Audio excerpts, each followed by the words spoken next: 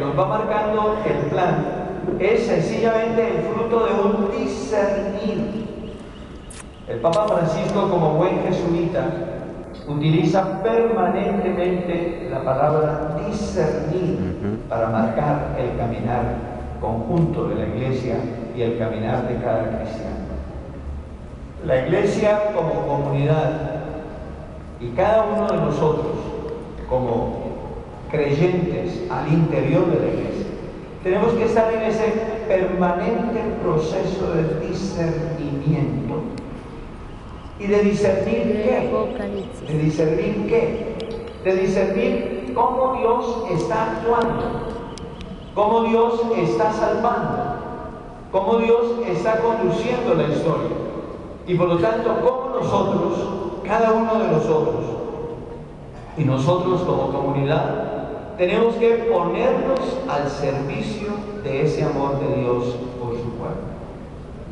Esta es una definición maravillosa del Padre Capellano. Ustedes recordarán, el Padre Capellano fue el gran artífice de la teología que estaba detrás del PDR, la teología que se traducía en la espiritualidad de comunidad. El Padre Capellano decía: evangelizar es descubrir el amor de Dios para ponernos al servicio de ese amor de Dios por su pueblo. Y aquí hay algo que es fundamentalmente decisivo en la forma como nosotros vivamos el plan. Si tomamos el plan simplemente como unos papeles allí, un libro, un folleto que indica una serie de cosas, que marca en metas y etapas y objetivos y criterios y acciones y no sé qué, indudablemente eso se puede volver letra muerta. Eso se puede volver algo que no sirve para nada. Incluso que cuando nos acercamos a él nos produce cierto fastidio, cierto cansancio.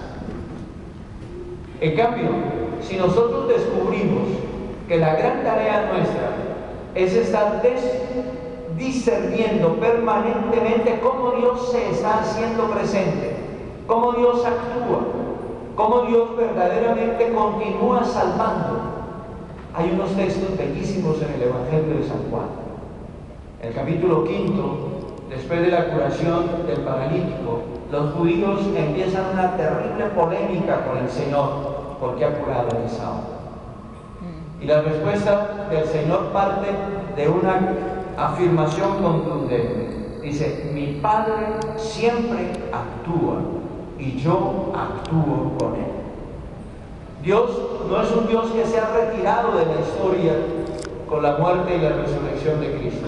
No. Ese Dios sigue actuando, sigue caminando con la humanidad por medio de Cristo nuestro Señor, que nos ha dado su Espíritu.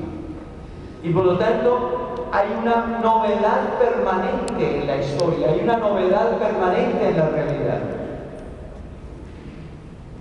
La historia bíblica se caracterizó precisamente porque el concepto de historia vino a romper una concepción cíclica de la historia que tenían todos los pueblos paganos de aquella época.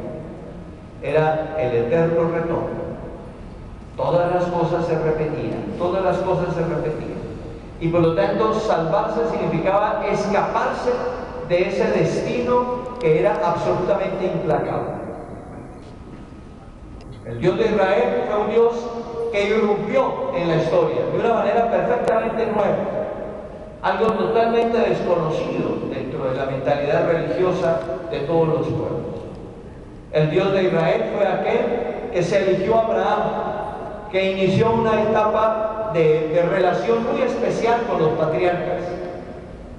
Pero sobre todo, el Dios de Israel fue aquel que escuchó el gemido del pueblo. Éxodo. El Dios que viene a Moisés para decirle: he escuchado el clamor de mi pueblo, he visto el dolor de mi pueblo, y aquí estoy yo para salvar. Dios está permanentemente salvando. El Papa Francisco, en este año de la misericordia, nos ha dicho que el nombre de Dios es misericordia. ¿Y qué significa misericordia? Significa fundamentalmente que Dios es amor. Y cuando ese amor se vuelca hacia el ser humano, necesariamente se hace misericordia. ¿Por qué? Porque el ser humano, por su condición creatural, pero también por la realidad terrible del pecado, es un ser que necesita permanentemente ser salvado, que necesita permanentemente ser perdonado.